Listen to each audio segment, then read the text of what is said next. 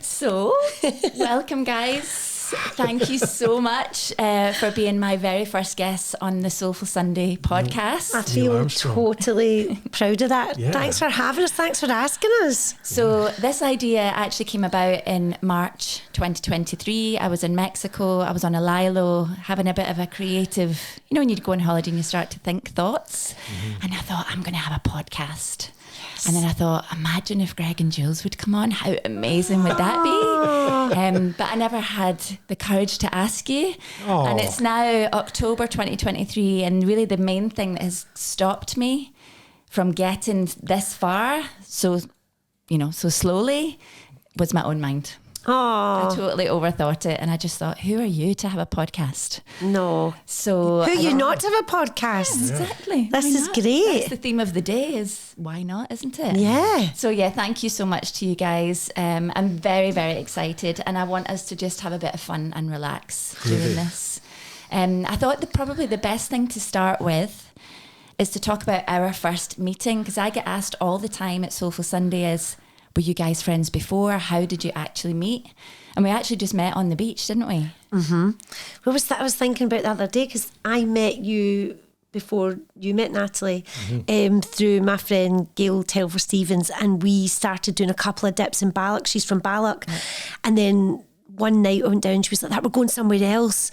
And I was like, why aren't we at the spot? And she went, we're just going along a bit, we're going to Luss Beach. And I was like, oh, that'll be nice. She went, I'm taking to this thing I've heard about.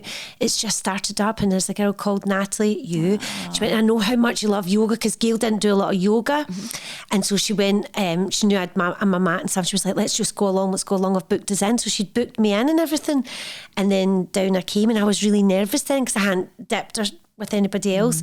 And then we came down, and I try to think how many of us were on the beach. Do you know when that was? Can you remember when that was? I think it's a photo. I mean, it's like, it was May time, wasn't it? It was a really nice night. I remember it was sunny. So it's about a year and a half ago. Yeah. But it feels like... longer. Yeah, it does feel like much longer. Yeah, and I'm not just saying this because you're sitting there, like, I'd done quite a lot of yoga up till then, and then I remember because Gail kept going, is she good at the yoga to me? And I was like, oh my God, she's brilliant at the yoga. And then I was really nervous to go in to do the dip with you and stuff, but then I came home and went on and on about you to Greg, didn't I? Yeah, and it was kind of your thing for a long time. And because I often think about how come more guys don't do it and stuff. And I think guys have that thing of, no, you go and do your thing. You seem to be really enjoying that. And guys are just shy. And the idea of coming down to and lying on a beach. But Jules was great. She was like, nobody cares what you look like in your trunks on the beach. Nobody's looking at you.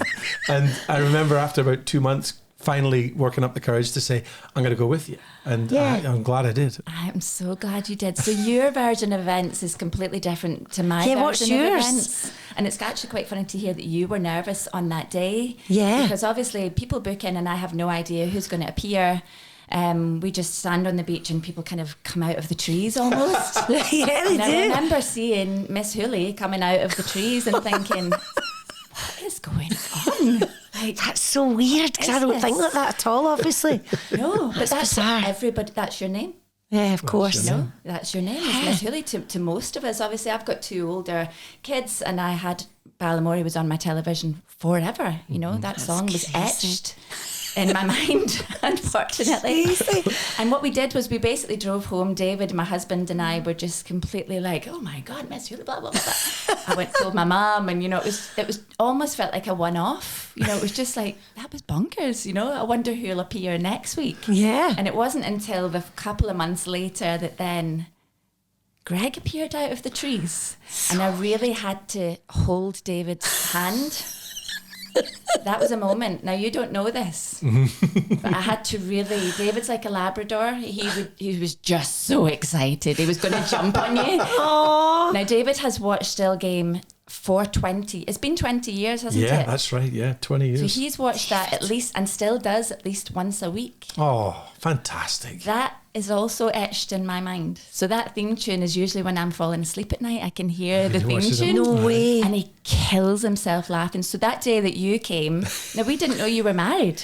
Oh, really? Yeah, No, quite a so lot we were of people like, don't. Yeah. what is this? Something's weird. You hang going about on. with him for? Why do these people keep coming out of these trees to Soulful Sunday? And I remember saying to David, be cool. David. Be cool. I was like, do not ask this guy for a photograph. Do not ask him. Just be cool. Don't say anything. And we were both like... So I wondered, did we come across like that, or are we good actors as You're well? really good actors. Very I honestly never thought about that. And it's weird when you say that. And genuinely, I'm really glad you brought that up, because I don't, obviously, people believe this or not. Especially for him, he gets it much more than me. I don't ever think like that at all. Like, I would never think in my head, you're going, there's Miss Hooley. And then I had to ask you which one you were from Still Game, and you fell out me. I was like, are you Jack or Victor? And he was like, are you kidding me on? I actually forgot just for a few seconds, but Victor and Miss Hooley coming to your class like that. But I was more worried about on the day, weirdly, about if he would like it or not. Right. Because you know, when you're so into something, I was like, please like it, to the point I was like that. So I never would even thought, I don't ever really see anyone like looking. Then again, I would see people looking at Greg at something like that, because I'm thinking he's got really dirty joggies on. Everywhere. Yeah, they'll think that his jammies. Greg and his jammies. Yeah, Greg comes with his jammies on. But that's so weird hearing it from the other way around, isn't it? Mm-hmm. Well, we play this game sometimes if we're in the supermarket, and if somebody comes up to Jules and goes, "Oh, my kids love your show and all this. I grew up with it." Blah blah blah, and then she'll go, "That's really. Oh, thanks so much for watching." And then she'll turn to me and she'll go, "I own this, Albies."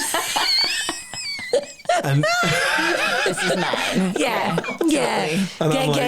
He gets raging if somebody says, "Look, meet the airport before him." And I'm like that. Walk past the bus stop. She's international. Jules, that person, I own this bus stop. It's 1-1. So I'm so glad that we didn't come across as fans like that. No, not at all. That was good. Which And is that probably why he kept coming then. Yeah. So the conversation then on the way home in the car, obviously we drive for an hour to get home, was we were just like, who's next? Who's next? We should have brought Jackie Bird with us. Let's make that a thing every time we go down to Last and bring somebody freak Natalie out. No, don't, because honestly, I've had my share. I've dealt with it well. But it was, it's crazy for us, and you guys must have experiences like that as well. You must be somewhere that you see someone that's famous and you're like, yeah, just, close the jaw. Oh, but sure, he's good at closing the jaw. I'm not. I'm like, hiya. And then I'm like, I don't know him. And then it's because of they're on the telly, or actors all think they know each other. We just presume we do. Normally it is quite a nice shorthand to kind of say hi, because... and obviously it's like any job, some people are friendlier than others, but when you said that there, I was thinking, when I went with Gail a couple of times, people were staring at her, and I was like, you're really good at the yoga, they're all watching you. And she's like so down to earth, she's like, Jules, it's River City. And I was like, oh my God, yeah, of course, because I forgot that. Do you know what I mean? We were at an airport a couple of weeks ago, and our boys were driving us crazy. And Jules turned and went, I'm so sick of this, absolutely sick of this, keep your voices down, like that. And this woman went like that, and I looked and I went, Jules, that's Frances McDormand, the woman from Fargo. You're making too much noise. And her husband, Joel Cohen, the director of Fargo. And I couldn't take my eyes off her, because she's an Oscar winner and stuff, But Jules had just been rowing the boys. To be fair, she was judging me. Anymore, She was judging me, Frances, if I ever meet you. She was judging me a wee bit in that moment. She was judging Jules for making so much noise in the lineup. Yeah. Chevy was kicking off, and she's an Oscar winner, but she still judged me. Oh, wow. I know. I should have gone and got her autograph and said, my wife's quite normal. She doesn't like the airport security queues. Oh, gosh. Who does? I know. But have you had that moment with someone? Is there someone that you have met and just thought, they're a normal person, you've had to remind yourself? Yeah. Yes. Who is it? Billy Connolly, for me. We met him a couple of years ago, and I'd obviously read about his battle with Parkinson's and whatnot. My dad had Parkinson's, and when I met him, he looked like looked like Willie Nelson. He had his hair in silver braids, and he had a hat on, and he was sitting on this beautiful chair, tattoos all over his hands and his feet. He looked like this kind of a Viking or some kind of sailor. Oh, he's gorgeous. And I couldn't take my eyes off him. And the thing that struck me was every single one of his mannerisms was familiar to you. Yeah. And he was talking and telling stories, and I was like, this is so... I actually nearly burst into tears when I left. I was almost so overwhelmed, I just couldn't take my eyes off him. It was fantastic. Who was yours? John Gordon Sinclair, because Gregory's girl was the thing for me growing up, Musical Bride. And when we went to the cinema to see that, I was like, folk are talking like us. And I just fancied him crazy rotten when I was at school as well. Everybody did, and all the guys fancied Claire Grogan. Sorry, Dee Hepburn, but everyone fancied Claire. And so I did a radio play with him, and he was on the cast list, and I said to Major, I can't do this. And she was like, what? And do you not like the script? I went, no, John Gordon Sinclair's in it. I cannot go into that studio with John Gordon Sinclair. And she was like, well, I've said you're doing it. And I literally ignored him the first day, and I had my script like that, and I would just be staring at him like that. And then I had to do a scene with him, and they were like, you need to bring your script down from your face. And then I did tell him eventually. And then, as fate happened, Greg wrote these comedy horrors, and he wrote one for John Gordon, and then he was in it. So then we became friends with him and stuff. But even now, it's like I'd send a picture of me having a wee cuddle with him, and my sisters are like, it's Gregory. But he was just, I don't get starstruck often, but with him I did. He came to our house, and Jules has got Gregory's Girls posters everywhere. So and embarrassing. And also a photo of Jules and John Gordon Sinclair from the Edinburgh Festival about 10 years ago. So John was looking around the house going, I think I'm just going to get going. Walking to a shrine. I know. And I've got a big cider heat in the photo as well, and I'm all sweaty like that in the picture. It's not flattering. He thought he was getting locked in your house, didn't he? For life. I think he thought I'm never getting out of here. He thought you were the girl out of Misery. Yeah, but yeah, totally. Look, that to my I don't get it that often, but with him definitely. I think I had him like. It's fun when that happens, though. It is quite fun. Yeah, it is. It's but really how amazing nice that people do it to you on a daily basis, and you can just come to the beach and do Soulful Sunday. It's amazing. Yeah, I don't know. It's. But I think without being a sook, that's testament to you, because he just goes there and loses himself in it. Like do you know what I mean? Yeah. You've talked really about cool. that being introverted and stuff, but you just go there and you never say, I didn't like that day or anything. You just go and calm down and do it. It's such a great experience, and the last couple of years to watch it grow, for you guys as well, it's an absolute thrill for us. You're looking at it just going, this is incredible. I've heard the stories about how, you started it with like 3 pals, and then I heard about it from Jules and Gail, and then suddenly you're down there and it's like there's 60 people there, all chattering away, and it's so social, and and it's also that lovely thing of you have something in common with people that you haven't met. Yes. You're all there. You have this like invisible friend who introduces you to people. I love that. Which is really cool. Yeah, and nobody talks about what they do. I've met these people for 3 years. I couldn't tell you any of their occupations because we don't talk about that stuff. We talk about the colour of the sky, the leaves, we talk about the good stuff rather than who we actually feel as if we have to be. Yeah. So I'm glad that you guys get to feel that as well. Yeah, definitely. His dad has a lovely thing that I've tried to install in the boys. Tell Natalie about that, about your professions. Yeah, he used to sort of say you should actually make a point of never asking somebody what they do for a living. He said, because subliminally you might be judging them or saying, well, how can this person help me, or all that nonsense that goes with that kind of putting somebody in a box by asking what they do. He always used to think it was a very dull question. Yeah. And he most of his pals, I'd say, like, what does he do, Dad? I have no idea. He just sat and drank with him for 20 years in a pub. So you know the person rather than... You either get on with them or you don't. Yeah. You know what I mean? Oh, that's cool. I'm stealing that 100%. It's a dull question, isn't it? Who cares? Yeah. So your first Soulful Sunday obviously was with Gail. Mm-hmm. Where had you been dipping before that? I know that wasn't your very first time. A little bit in Ballock because she grew up there. I was always a bit worried about going in locks. Just, I don't know, we've got this sort of fear in us growing up. Because we've been warned not to go near them, haven't we? All of our lives, don't go near the water. Yeah, and I knew a little bit about that because it was always like growing up, we would go down to Ayrshire and stuff and go to, when you're from Glasgow, East Kilbride, you always went that way. You always went the other west, not east. So it would always be places like Ayr or Colwynnon and places like that. Go to the beach down, places like that. But always the sea, so the lock was weird for me, and I had this sort of fear of it, but she grew up there, so I felt really safe with her, so I would go there, and weirdly kind of rivers and stuff like that, swimming. But there's a photo of me, I wish I brought it to show you this morning, and there's a picture of me when I'm wee, and I'm the youngest of 4 daughters, and my mum and dad, and my eldest sister's holding me, and I'm wrangling to get out because I was always in the water. And I've got my nappy on, and my sister's trying to hold me like this, and he loves it because I'm like, get off me, and I'm trying to get in, and my mum's like, we couldn't keep you out the water. Couldn't keep me out the water always. And then, I've probably told you this before, then then when I became a mum and stuff, I was a bit like, oh, don't splash me for years. And the boys, our 2 boys are now grown up, wet themselves at the fact that I'm in all the time now. So I stopped it. I definitely stopped it for a wee while. I don't know why. And then got back into it. But that was, you know, up until that point there, when Gail started saying it again, I was like, outside, it's that kind of thing. So we sort of encouraged each other to do that. And you can't keep her out now either. I'm the same. I was never outdoorsy. Were you not? No.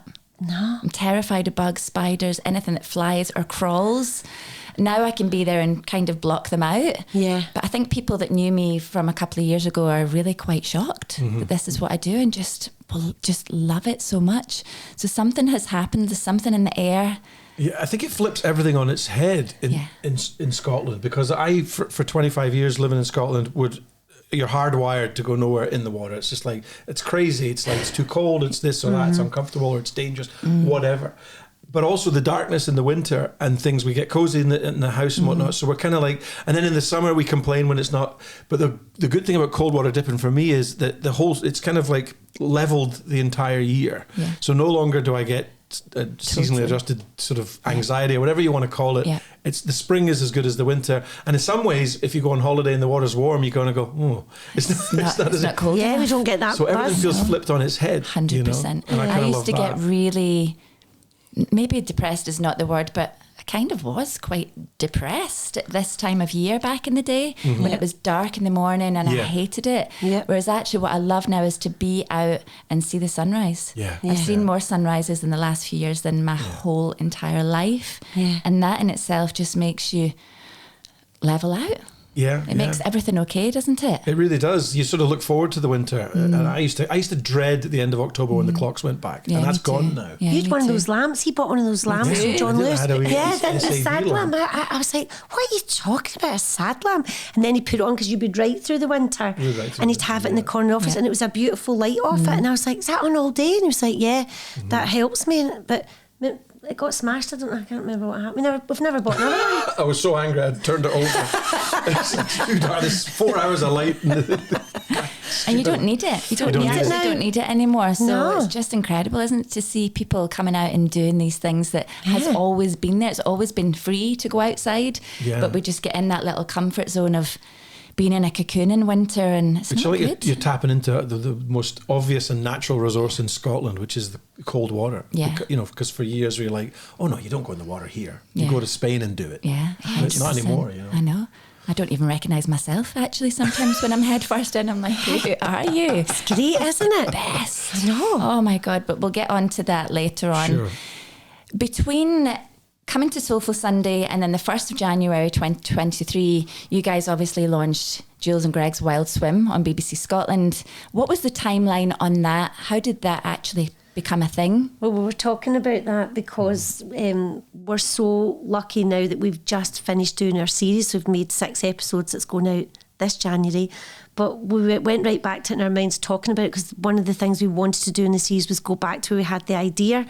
So we're talking about that last night. We went to see Greg's friend. He's got a shop up in Inverness, a clothes shop. I'm not plugging it, but I kind of did a wee bit there. And so we went up there for a couple of days, and we always take the stuff in the car now. Always take the, we'll be the same. Yeah. Your wee booties and your gloves and your trunks and stuff. So we had it, and so we said to them, where can we go on the way home? We'd love to go for a dip on the way home. And right away, his lovely partner Susie went, it's Doris, isn't Doris? It's Loch Ness, basically.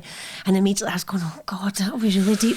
Anyway, we went, and we've got a video of it. It's one of our favourite dips ever. It's quite a long dip for us, wasn't it? It was long. Yeah, and 6 feet from the shore, you couldn't touch the bottom. You know, these stories of Loch Ness being like that, I was like, this is wild. But we were driving home after that. We're so excited. And Jules said, wouldn't it be great to do a show about this, you know? And we'd called a producer by the time we got home, and then we were working on the pitch document the next day, Tony and Jim, and we sent it in, and then they sent it in. And it sort of kind of just all sort of snowballed like that, you know. And I've still got the bit of paper and it just sit, because he's always telling me to write. And I was like, oh, you write it. And I went, no, say it how you said it to me in the car. Because we do it in Scots God. When we used to do Scots God, we would have 2 cameras in the car. I mean, people don't believe you when you say that, and you're improvising and they're on you all the time. And we used to always say in Scots God, this is the stuff when me and Louise weren't being those characters, we're just carrying on. We always thought that was funnier. Not in a big headway from then when we were actually rolling. Course, yeah. So I was like, the way it goes. Maybe we could just have the cameras and with my wee Minnie at the time, like on us. And I'm not making out like we weren't getting on, but we were having a really good laugh. I was like, we could be like this, having a pure laugh, just talking shite and then going for a swim and then meeting folk. And even that day at that Dory's Beach, we met people, didn't we? Chatting away. And I was like, and we could meet folk and take them for a swim. And Greg went, write it down exactly like Amazing. that. Don't try and posh it up and be something that you're not. Write it down like that. And I was like, okay then. So I did, and it's literally like, we could have a pure laugh in the car. And Tony was like, I was doing a podcast and Tony went, I'm going to put this in. I think this might, because I said, I can't believe how many people are doing this. It's so exciting. And we went there quite early in the morning. There were still loads of people. Yeah. So it all happened really quick. And then we got the phone call that we're getting to make a pilot. And honestly, like, you know, just the way things are going just now with television, I was like, we'll never get to do this. And then they came back and said, we'll let you do a pilot. And I still, honestly, I'm pinching myself at that. I cannot believe that we got to make a pilot. And genuinely, without saying that because you're sitting there, you were on our list right away, because Tony said, try and get it in your head where it all started. And I said, it has to be with Natalie. Has to be. And then that's how we did the narrative of the show, and then we went off from there. So I don't think I've had a response to something that I've been involved in since, like, that kind of positive, since Chewing the Fat or something like that. You know, the number of people that come up to us and say, oh, we watched the show. And I get ladies coming up to me and going, I love that swimming show. And then pointing at me and going, and by the way, you're a lucky man. And I go, I know. I love that. See, this was meant to happen in your lives, wasn't it? Yeah. For your marriage, for your life, it was meant, that was the message, Greg. Well, you're a lucky that's the man. message. And people always say that, you know, they say things like, try and find things for you and your partner to do together. You know, and Jules and I had talked for about 6 years about how we'd take up golf. Oh, wow. And we were going to buy golf clubs and do it together. And we because haven't. Catherine Zeta-Jones looks pretty bloody good golf.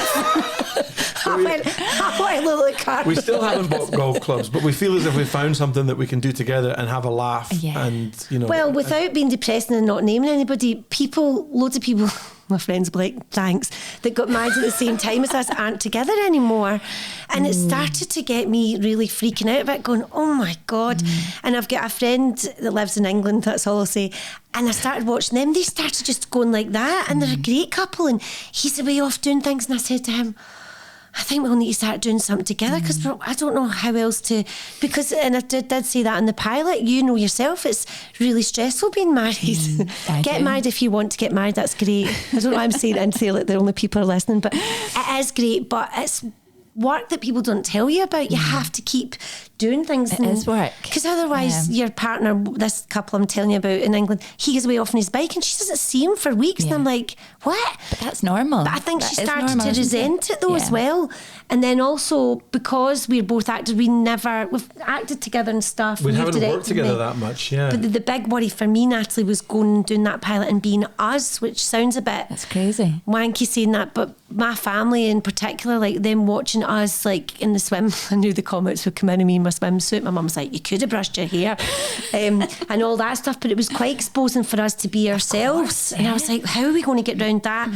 But Tony, our lovely director that you met, just made us feel so comfortable, and he was like, I'll keep you right, I just want you to try and be yourselves. So we were really worried about that, weren't we? Well, we were worried about it, but one of the ways we sort of got over that was we said to Tony and Jim, look, we love you guys and trust you, so we'll sit in the van and talk shit all day long. Yeah. And then you go away you edit it and you form the story. We don't want to have any part of that, because otherwise we might go and go, I look like an idiot there. Or so we let them decide what the story is, and they've did an amazing job with the pilot, and we've loved working with them over the summer, and Rowan too, and their whole team. But after the show finishes, we kind of step back and they go in and get in amongst it. And it's quite a vulnerable thing, I guess. Yeah, you have to have trust there. You know, you Yeah. have to trust the people that you're working with. Of course we do, because they're really good at what they do. They've done some amazing documentaries over the years. Well, it's beautifully, you know, the filming is incredible. The They're day, so obviously, we great. filmed for a day with you guys, and it didn't feel like filming at all. no, it's very. It's Not not for very 1 intrusive. second. Yeah. No, it was really just, we were just friends on the beach doing what we did every single Sunday, but it was on a Monday. I was secretly not trying Tony out, but I was kind of watching, going, I wonder what they'll be like. I was watching what they were like with yous. Yeah. And he was really emotional after it because it was one of the first things we filmed, and then we went off in the van and he was like, I can't believe that's what you do. Well, then they came to Soulful Sunday. So they did, that's right, the two of them. Loved it. Yeah, it's Every single day while we were away filming this summer, you would stop and one of us would nudge the other and go, Jules, look. And you'd look, and just where you'd been doing a bit, the whole crew had stripped down to their trunks and We're they're all all in the swimming. water. So they've all taken it up I and they're know. all doing it now. And we're like, oh, that's so cool. that's so cool. That's the ripple effect. The ripple Yeah, effect. it definitely That's is the that. ripple effect, It isn't is. it? But when you said it like that there, when you asked us about it, it didn't feel that long. Because I do feel like that. I worry more than him. But I was going, oh God, I don't want anyone to think that we're like the captains of dipping and all that kind of stuff. Like, what do we know about it?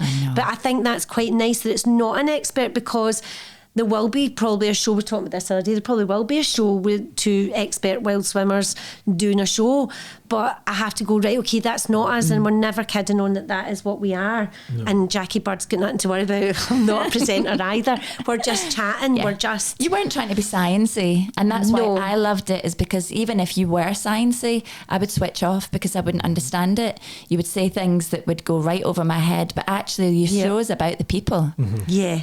And that's one thing that's always amazed me about both of you guys when we have been in even a small group of people or a huge group, 60, 70 people, is you are the most interested people there.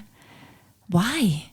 Like, where does that come from? Because I look at it and think, that's what I should be like. But I'm just not like that. I'm very much, you know, a kind of introvert, I guess. If people come and talk to me, I'll talk to them all day long. But you guys are just happy to go in and start. You're just so interested in people. Where did that come from, do you think? Well, I think I always say about Jules that she has the perfect combination of empathy and nosiness. And what I mean by that is that she's great at, she'll every time I've seen her over the years walking up to people, and I'll be like, just leave them alone, and she'll say, shut up, Greg. And she'll go up and go like, what's the score? You got a girlfriend? You got a boyfriend? Where do you live? Do you live with your parents? What did you do before this? And I'm like, wow. And Jules will sit there and make pals almost instantly. Yeah. And so this is before the dipping thing. This she's is just always been in like general. that. I love that. She's like the secret weapon in the relationship, you know. So when we go places, I can sort of naturally sort of become that West of Scotland male, where I'm kind of like a little bit quieter. And you know, if Jules says, "Oh, I can't come on Friday," I'm like that. Oh no, you need to come. I need you. You need to come. You know. So there's that. I think so when it came to doing the show, that was really we kind of sort of supported each other and kind of played to each other's strengths. But I think as well in that situation for your Soulful Sunday, I get the buzz off the fact what you said. We're all there because I'm excited, even if I'm sitting beside a woman on the mat I've not met before, and I love to say, is this your first time? And I love it when they say yes. I'm like that. Oh, yes. It's people's stories, she's going to isn't feel it? great at the end of this. I know she is, because she's in your hands. Do you know what I Yeah. mean? And then if they start to tell you stuff, it's great. Or in the water, the stuff comes out. It comes pouring out. And next thing you're cuddling somebody and they're crying, and not every time, but you know, or like one time I came to yours and I was holding somebody's dog in the water. Do you remember? Because I wanted the women to enjoy what you were doing, because I could tell she was really stressed, and I was like, I'll hold your dog, and I wanted her shoulders to go in. But I think as well, maybe because we're actors and you're a writer, so we are interested in other people's stories. Like sometimes I'll do a play and it'll be rank rotten, and I'll go, yeah, but I got great chat out of it. We'll do the play, but it's about the people in the play, or the crew that are in the play, and you become like this family. And I've just always loved that about people. I genuinely love that. And you do as well. I know you do it in a different way, but you do. You drink in stuff. And then when we're driving back, I'll go, oh, we talked to that guy. I know, and it's great. I don't always go, what was he saying? But then Greg will say, oh, this guy's going because he's going through grief or whatever it is, or stuff just comes out. And I think you sort of make a decision at the beginning of any project. It's certainly a documentary. It's like, are you there to learn or are you there to teach? Yeah. And, you know, if you're there to learn, then you're going to ask people who've been doing it longer than you. We met people that swam the channel, people that swam the Minch. Neither of us have even gone anywhere near anything like that. So you want to hear about that, you know. And, you're constantly surrounded by people that have been doing it for longer than you, so therefore you naturally just want to ask questions. It's not just me that's picked up on it. Lots of people have said to me, God, they're just so interested in me. You know, it's actually really nice. Yeah, it's a really, really nice trait for people to think that, you know, that we should be kind of interested in you, but actually you're the ones that are asking all the questions. So I love that. We don't want to swim-splain. That's what we don't want to do. No, we don't. We definitely don't. don't Want to do that. No. But also as well, I love the fact that we've all got this bug together. We've all sort of. Yeah. Do you know what I mean? Yeah, It's really, really nice. But also watching you without being too cheesy. Spoiler alert for the show that's coming out. But I was watching. Greg was talking about. We did meet people that have swum the channel, and then I started panicking, going, I can't swim like that. Yeah. Greg's you would never say it, because he's too modest, but he's a really strong swimmer since he was wee. He nearly swam for Canada, right? And I thought this was a chat up line, but he nearly did. He Can nearly you believe did. that's a chat out line in anybody's universe? I nearly swam for Canada. Listen, it worked.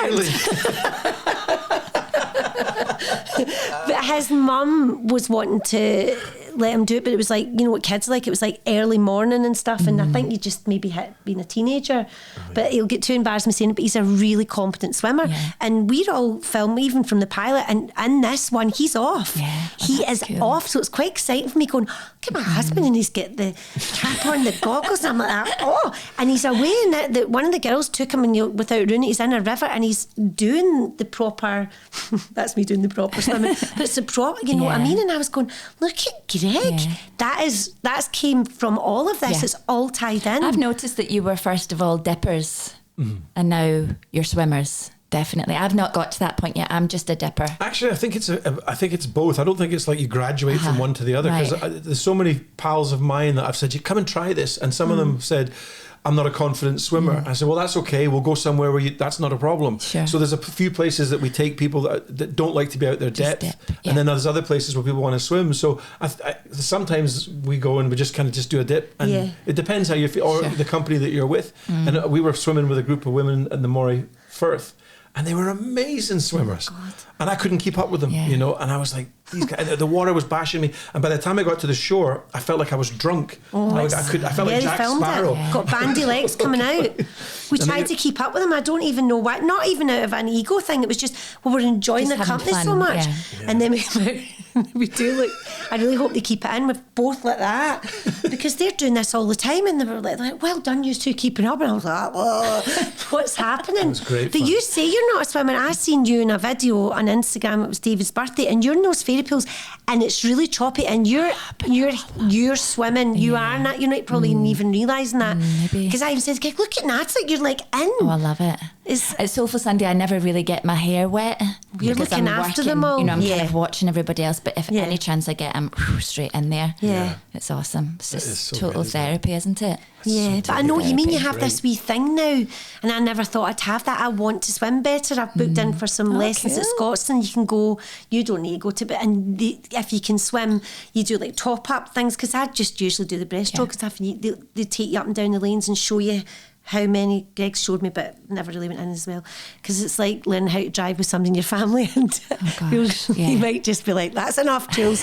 But obviously when we go to lane swimming, you want to go off and swim, but I'm not there yet. But I have this feeling, So you're learning new things. Yeah, I'm dying to go further and further. That's cool, isn't it? Yeah. Lifelong learning. Yes. That's what they call it, isn't it? It's great. So where did you actually watch the pilot? Oh my God. Because it was the 1st of January. Where did you watch With it? my mum and dad and our son Chevy, and in my head, because we never seen a cut, we'd seen one cut. We did a bit of dubbing for it, which means the people that don't know, so obviously, like, you know, there'll be like images and then we're talking on it, so they showed us some of it. They didn't show us it all.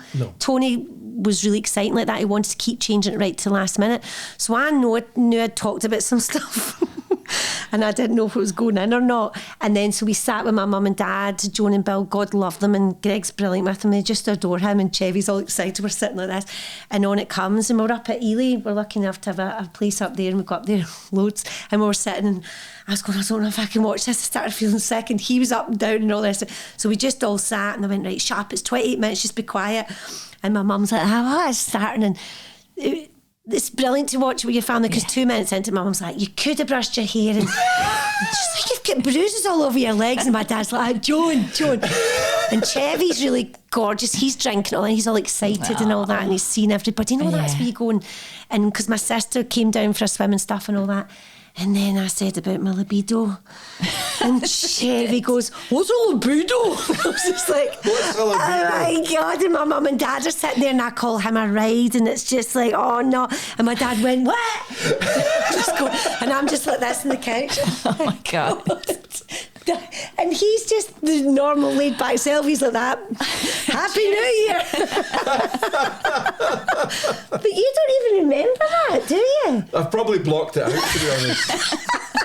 Did you sit and watch it like that? I did. I actually watched it with my mum and dad as well. So 1st of January, I was actually really unwell. I had a chest infection, and I remember thinking at 6 o'clock, why can't it just be on at 7 p.m? Why does it have to be 10 o'clock at night? Because I thought I'm never not going to last it. No, I really was. I was hanging by a thread, and I had kind of slid off the couch onto the floor, just to be like, my mum had the full street in the house. I love your mum. She's perfection. Yes. Everyone's sitting, and I started to then get a bit sweaty. I was like, God, because obviously that's my first time on the telly. Is that the first time you were on the telly? I didn't realise that. When would I ever be on the telly, Jules? I don't know.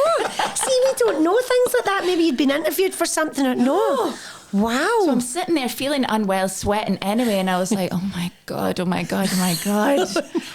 And actually my mum was, the first thing she said was, hasn't Jules got a lovely head of hair?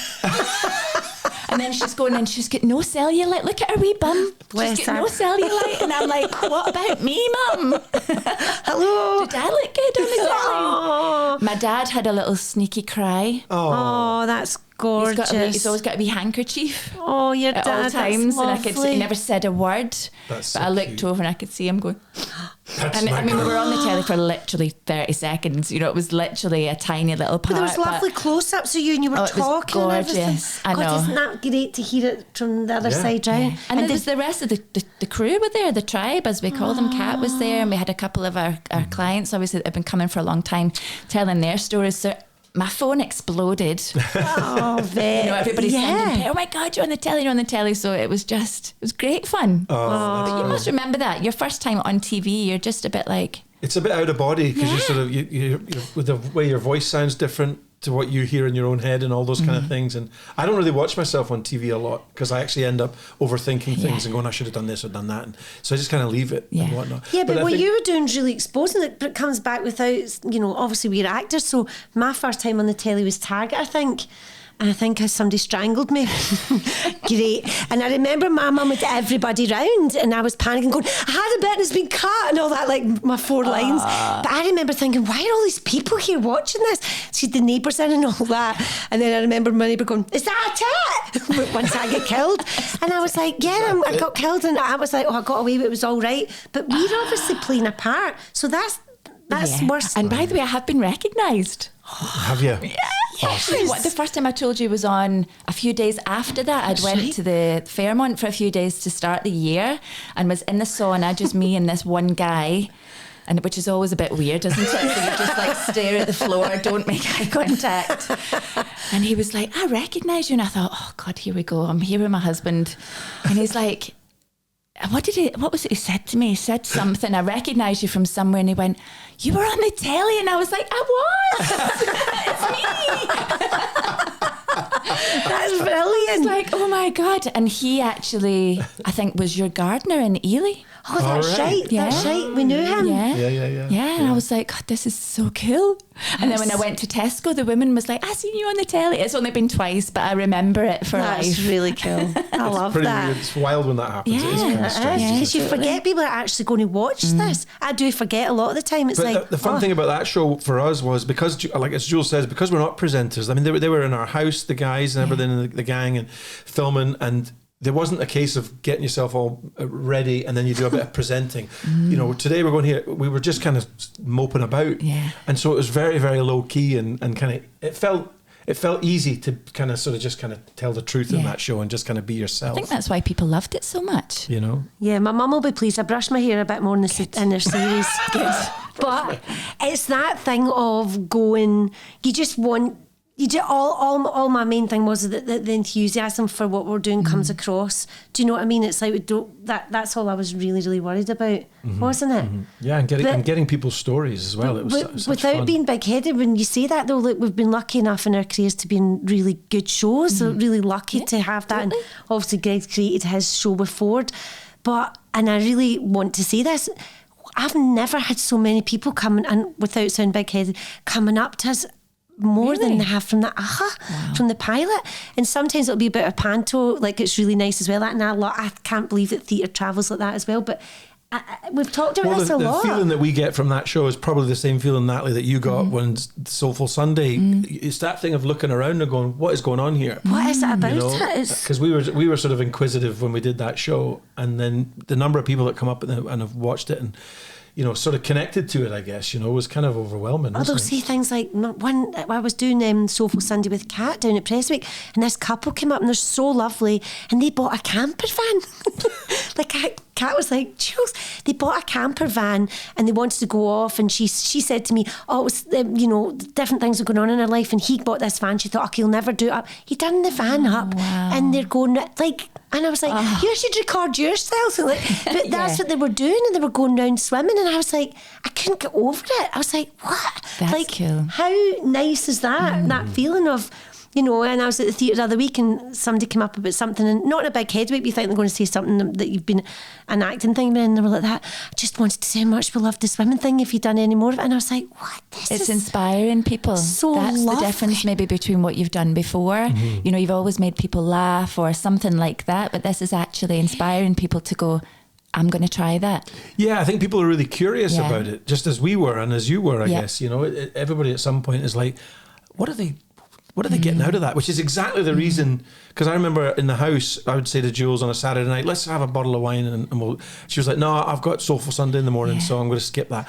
And I go, okay, cool. And then she'd come back and she was like a different person. She was glowing and whatnot. And that sort of curiosity of, well, she seems to be really, she'd pack her bag on a Saturday night and be all excited, and then spend the whole day on Sunday like a different person, chatting away, blah, blah, blah. And I was like, that's what's going on down there. What Kool-Aid is getting drunk down there? I want some of it. I think there's something in the air. It's like we're talking about before we started recording. We were all talking about it. It's like, I think people want to feel better. Yeah. And, I've always said about our age, we're in our 50s, and I've done all that, drinking and stuff, and had a great time, don't get me wrong, but I'm like, I want something else. It can't just be that all the time, and I've been round all that for years, and I'm not on my high horse about or snooting down my nose at people that do that, but I'm like, I'm kind of done that. Don't want to. Totally. I can't get a hangover now. No. Actually, I mean, I gave it a good go, but I just go, I can't lose 3 days anymore. I can't do it. I've got too much to do. When I was 50, I was like, I'm running out of time. There's too much living to do to be hungover, isn't there? There's too many ponds and things to jump into to be hungover. That's the way that I think about it. Why would I want to be hungover when I can go and see the sunrise? Yeah. Rather than coming in. It's funny, people take a break from drinking for so many reasons, but it's not because you hate it. It's probably because you loved it too much at some point or whatever. 100%. And it's just, I'm not 25 anymore, but it feels nice to replace it with something, I guess, that gives you that same kind of feeling of the social thing, the feeling good, all of those things, it just feels like it's a like for like replacement. Totally. You know what I mean? And I don't think the things are linked. My brother thinks I've joined a cult. It's hysterical. Yeah, he thinks he's a bit suspicious. My brother, who likes to drink his whiskey and whatnot, and sees all the pictures of me and Jules like that in the water, and he's like, "What's going on down there?" You know what I mean? And I'm like, "It's cool." But he will watch and watch and watch, and then eventually he'll try it himself. He will. That's what happens. You can't force anybody. No. You can't convince anybody.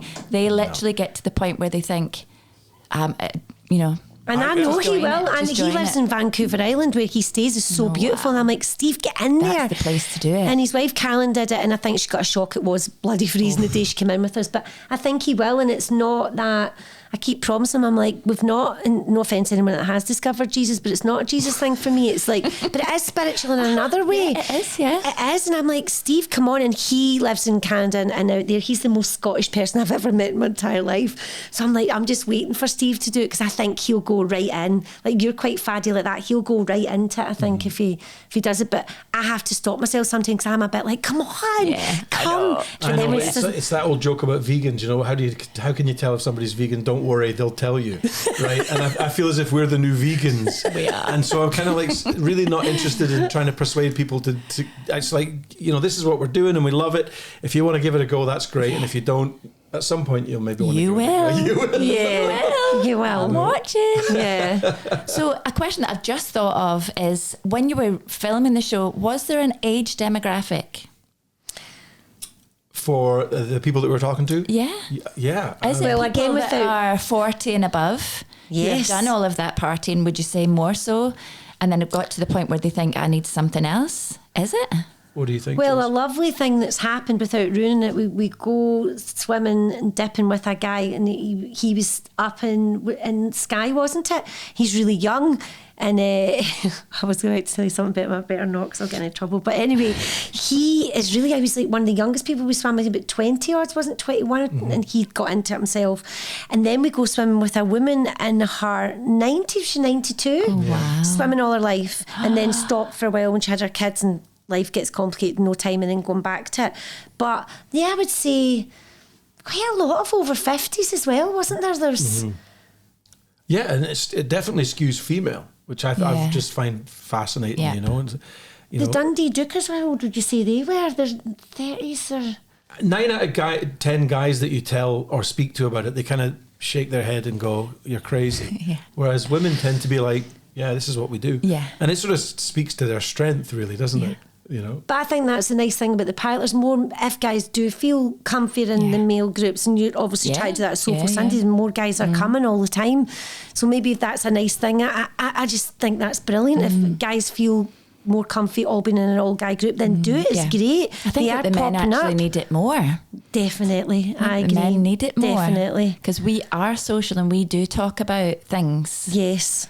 Whereas you guys don't necessarily. No, and that's what groups like the Blue Balls are all about in Portobello and brilliant. Edinburgh. You know, you meet those guys and they've got so much out of it. Yeah. And it was a total joy to meet them and get their stories and blether away to them. And I felt like, I guess you do at Soulful Sunday the first time you used to go, I was kind of nattering away to them, and they were all standing on the beach yabbering away for about an hour. And So healthy, isn't it? It really so is, healthy. yeah. It's So really great. nice.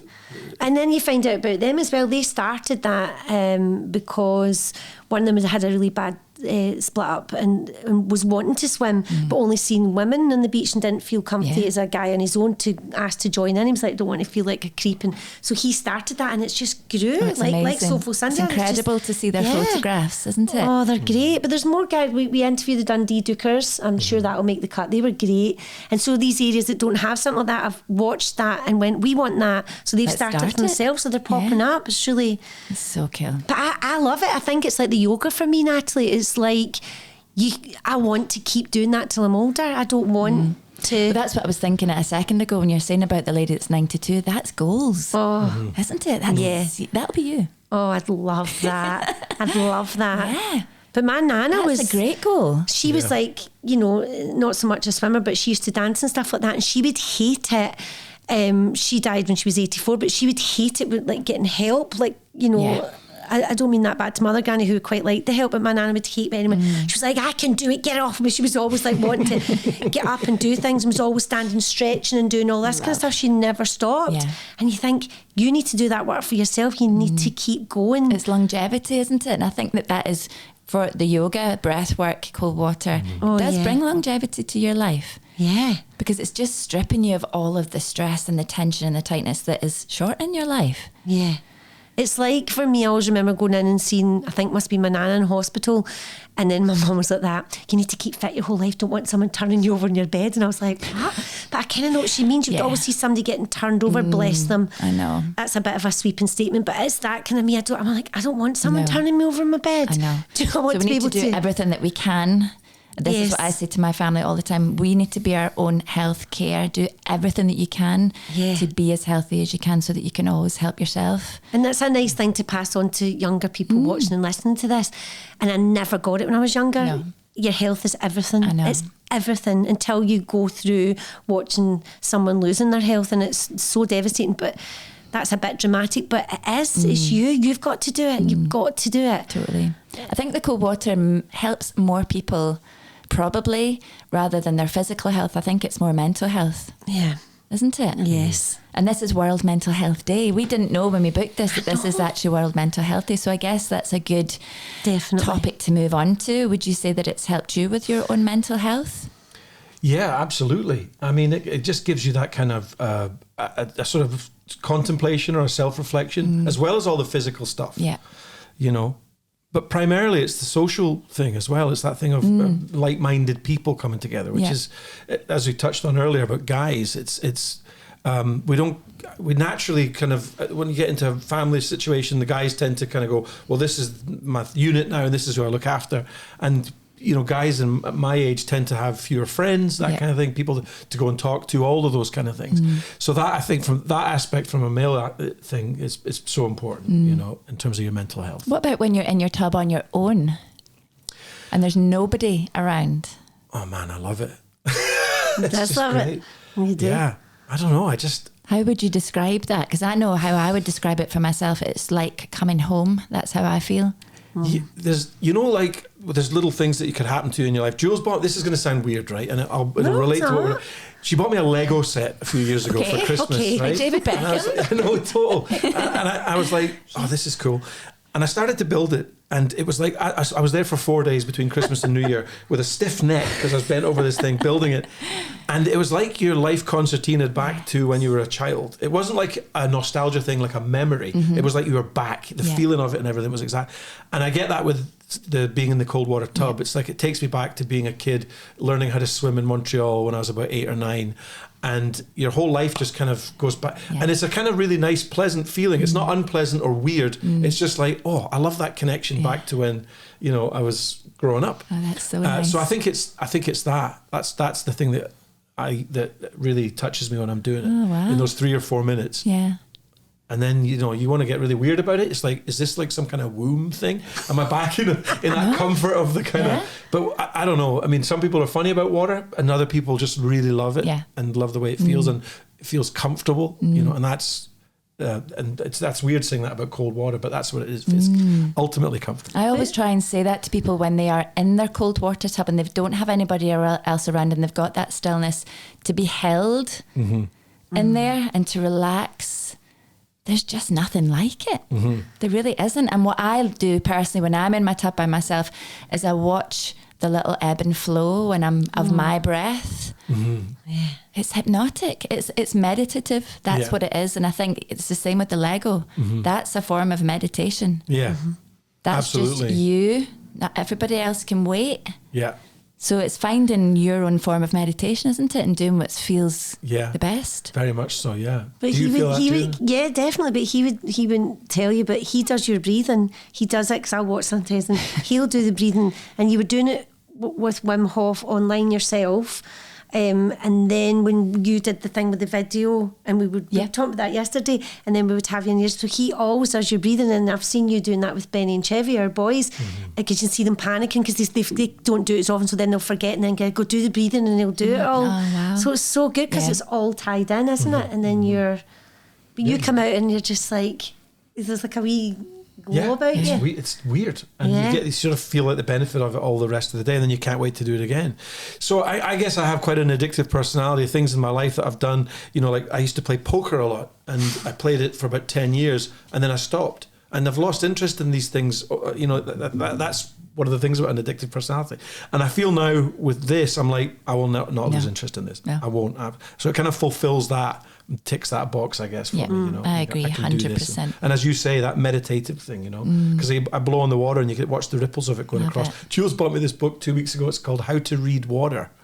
And it's just all about, it's a guy who spent his whole life as a sailor, and it's all about, you know, stories about streams, puddles. Oh, wow. And what the water does, affected by rain, affected by wind.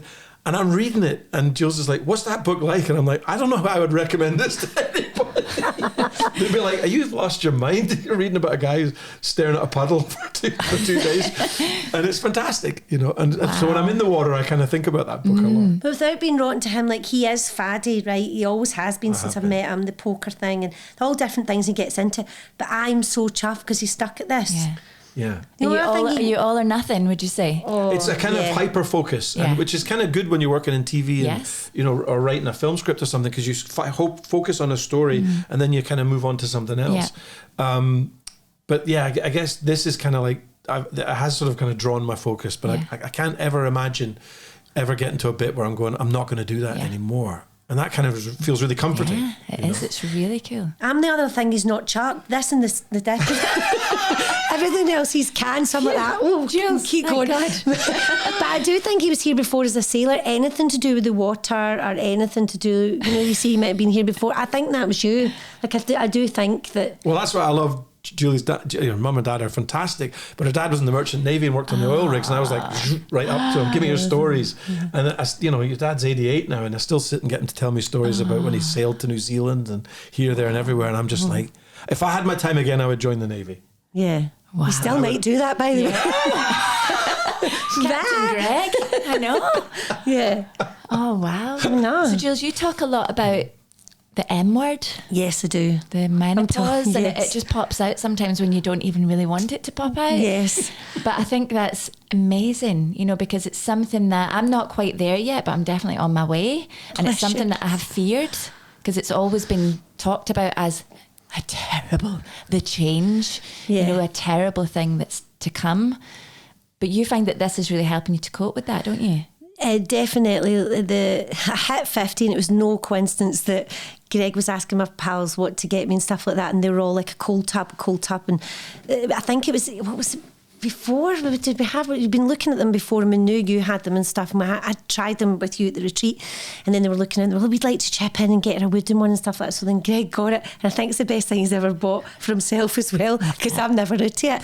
So I think when you're talking about how you feel in the tub, and when I can't get to the water, so I'm in it all the time now, the sweats and stuff, and it stopped for a wee while and it's came back, and I don't know whether that's a diet thing or whatever it is, but that tub saves my life. Like genuinely, I feel like I'm losing my mind through the menopause, but I'm getting better at it because I'm being stricter with myself, going, I need to do my yoga, I need to get in the tub, I need to do that, I need to be like, my days are really busy and I'm about to start a show and I go, I don't care, I need to get up like I did this morning and make it part of my routine. And when I'm in there, it's just like this, what you're saying, that, I feel... The big exhales, isn't it, that you take? Yeah. They're uncontrollable, they just pour out. And it's like, people don't believe you, but then they do believe you. Were talking about that earlier on. You never regret the tub, like you never regret a workout you never regret it. Even if you're really freezing, sometimes it's colder than others. We've got a wee thermometer. In fact, David told me it's got a wee crocodile, and I put it in and I'm like, oh, look at it today. Oh. And then I'll go in and I'm like, why was I even thinking about not coming in here? Because I've woke up and I'm anxious and I'm not sleeping great just now. So when I go in there, something just happens to me. I remember you said it once, it's like you've got that suit of armour on for the rest of the day. I go, I'm okay. Like sometimes I'll double dip in there. That's great. Yeah. It's great. But you can see them going, are you all right? And I'm like, yeah, I'm fine. I've been in there. So it's... I don't know God, poor them. I don't know what it would be like for them if I didn't have it. But I think for other women that are going through the menopause that maybe haven't found that yet, it's almost like you've created a self-care. It's like you're caring for yourself, isn't it? And I think that we don't do that often enough. I think it's never something that I had thought of when I got to the menopause. I'm really going to care deeply for myself. Yes. I always thought that I would probably hate myself. And I think it's natural to go down that route, that mindset of, I'm this and I'm that, and and everything's changing. But actually what you've done is, I'm going to care for myself so fiercely that I'm going to do things that are terrifying. It's not nice stepping into freezing cold water. It's much nicer to stay in bed, to stick the TV on. But actually what you're doing is getting up and getting out of that comfort zone. Yeah, and you'll know that yourself as well. There's days where at the beginning of us, I was like, I don't know what's happening to me. And my mum, bless her, I'm really close to my mum, but she was kind of like, well, we just got on with it. And not in a bad way. She wasn't like discarding me, but I was like, I don't know what to do. And then I was like, my bloody sisters, I'm the youngest of four. And they weren't talking about it. It was like when you have a baby, sorry if anyone's pregnant watching this, no one tells you about giving birth. It's the same in the menopause or perimenopause. I knew something was happening to me. I was like, what's going on? And I got the blood test. You don't have to, but I got the blood test, and he was like, you're not quite there yet, but you're definitely perimenopause. I had to go home and look it all up. Yeah. But they knew, and I was so cranky. And I was like, that's kick. Am I really crazy now? And they're like that. No. I just fly off the handle. It's not nice to feel like that as a woman. Horrible. It's really not. It's because you can't help it. No, and you think you've got pals and women out there will have friends that go, I never had any of these things. I'm like, fucking good for you. Do you know what I mean? And they love to tell you that they're not. It's like when somebody tells you their baby sleeps all through the night. Don't ever tell another mum that, right? Good for you, be quiet about it. It's the same in the menopause. It's like you want another woman to go, don't worry, I had that.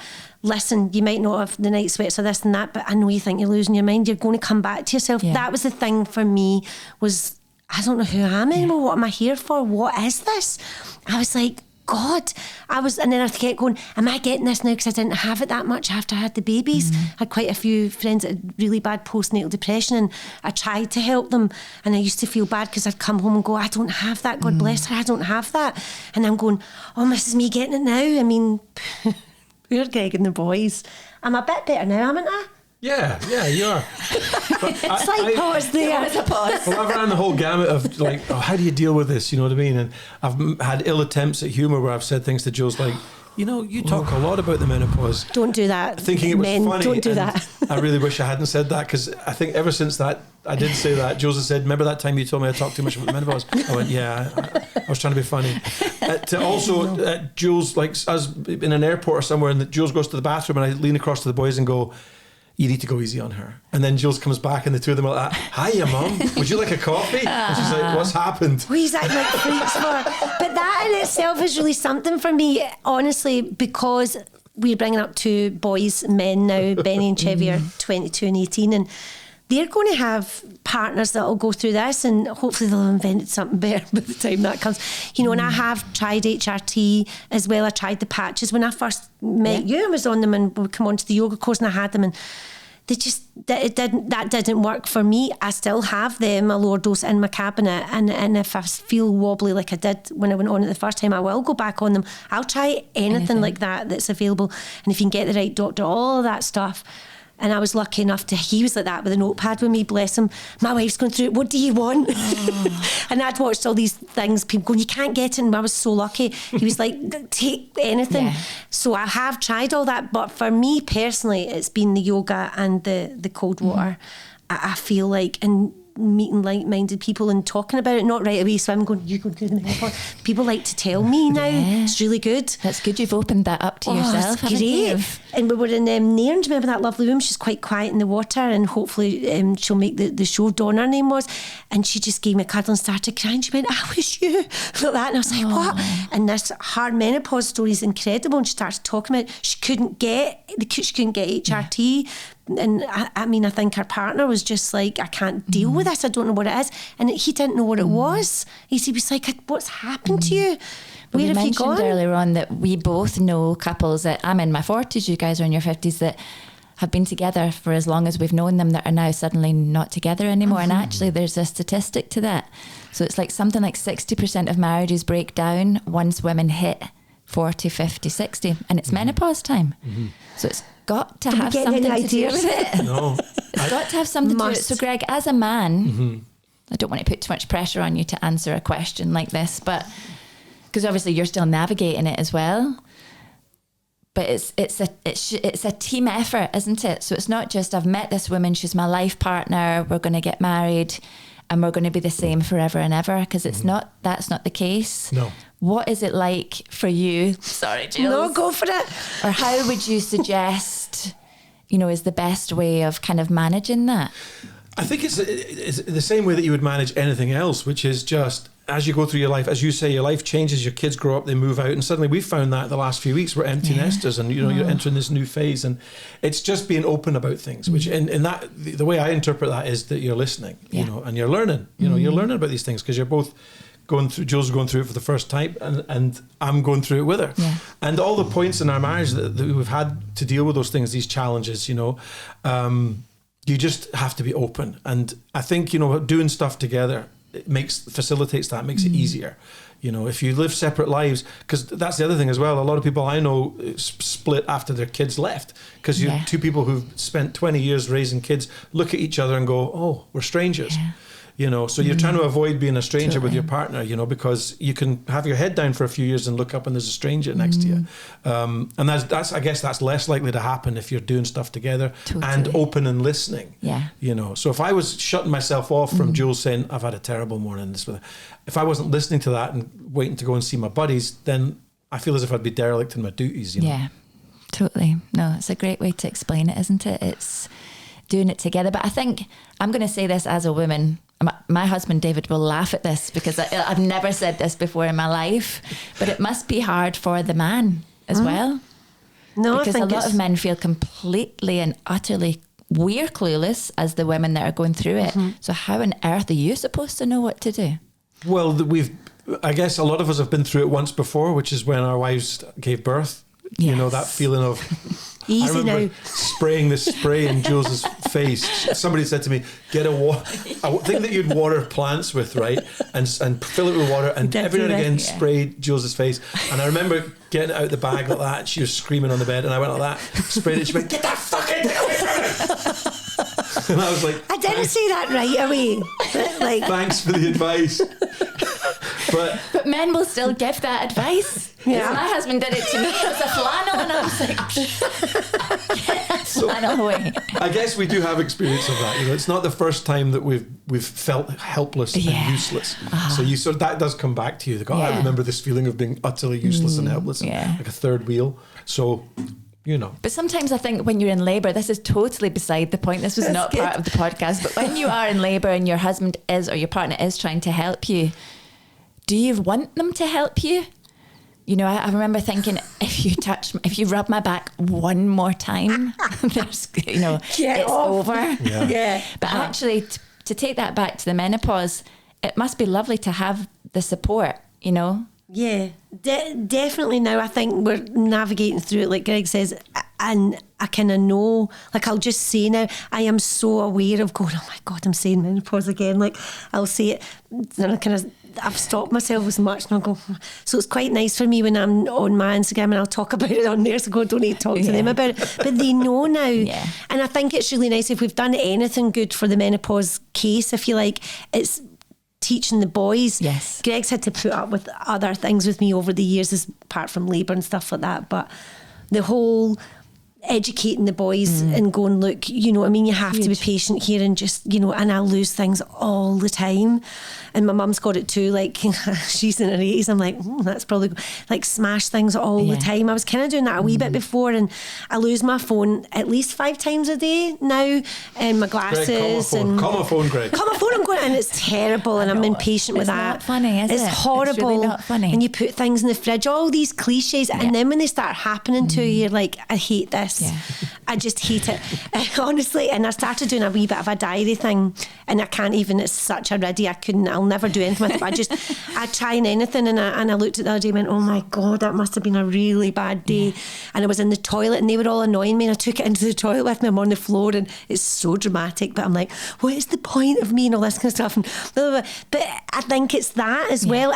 Everything's happening at once. I feel so sorry for anyone that's not at it yet. Sorry, Natalie, but you do all these things, and then you're having a career, and you're being a wife and a sister and a mum and all of these things, but then this hits you, you wake up and you're like, I don't feel like myself.